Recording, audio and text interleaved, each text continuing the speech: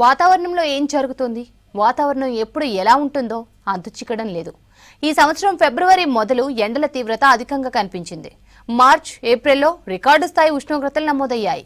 ఇక మే మొదటి నుంచి ఎండలు మరింత మండుతాయని అందరూ ఆందోళన చెందారు. వాతావరణ శాఖ సైతం ఈ మేలో ఎన్నడూ లేని విధంగా అత్యధికంగా ఎండల తీవ్రత ఉంటుందని చెప్తూ వచ్చింది. కానీ ప్రస్తుతం వాతావరణం అందుకు భిన్నంగా ఉంది. మే నెల మొదలు రాష్ట్రంలో ఉష్ణోగ్రతలు తగ్గుముఖం పడుతూ వర్షాలు కురుస్తున్నాయి.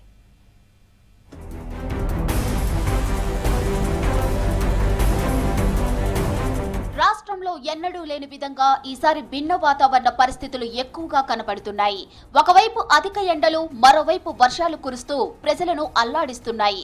పైగా పొద్దంతా అత్యంత వేడిగా ఉంటూ రికార్డు స్థాయిలో ఉష్ణోగ్రతలు నమోదవుతున్నాయి.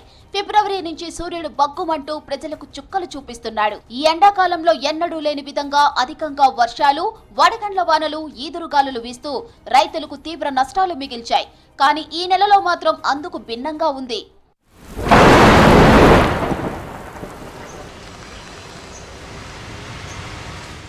ఫిబ్రవరి నుంచి ఎండ తీవ్రత కనిపించడంతో ప్రజలు నానా ఇబ్బందులు పడ్డారు. ఇక మార్చి, మే నెలలో అయితే రికార్డు స్థాయిలో దాదాపు 45 డిగ్రీల వరకు నమోదైన ఉష్ణోగ్రతలు, వడగాల్పులకు మనుషులు పిట్టల్లా రాలిపోయారు.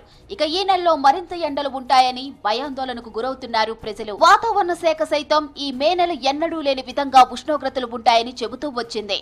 అయితే ప్రస్తుతం వాతావరణ శాఖ అధికారుల అంచనాలను తలకిందులు చేస్తూ మే నెల ఉష్ణోగ్రతలు తగ్గుతూ 36 నుంచి 40 డిగ్రీల మధ్య నమోదవుతున్నాయి. పైగా అడపాదడప వర్షాలు కురుస్తూ వస్తున్నాయి.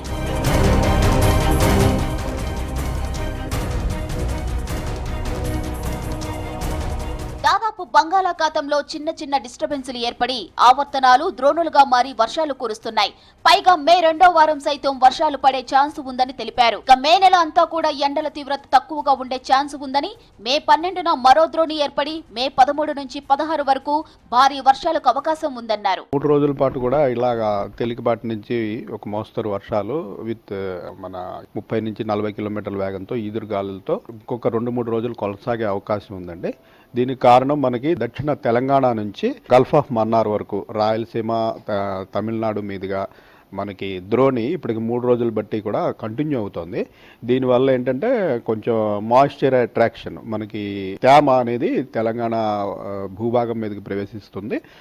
మనకి ఆల్రెడీ హై టెంపరేచర్స్ ఉంటాయి కాబట్టి క్యుములోనింబస్ మేఘాలు సాయంత్రం సమయంలో ఎక్కువగా ఏర్పడి అక్కడక్కడ ఉరుములు, మెరుపులు, జల్లులు, ఈదురుగాలు ఇంకొక 3 రోజులు కంటిన్యూ అయ్యే పరిస్థితే కనిపిస్తుంది. మే నెల భారీగా ఎండలు ఉంటాయని భయపడిన జనాలు రిలాక్స్ అవ్వచ్చన్నారు వాతావరణ శాఖ అధికారులు. మే నెల అంతా కూడా వర్షాలకు ఛాన్స్ ఉందని, ఎండల తీవ్రత తక్కువ ఉండటంతో పాటు సాధారణం కంటే 2-3 డిగ్రీలు తక్కువగా నమోదవుతాయన్నారు.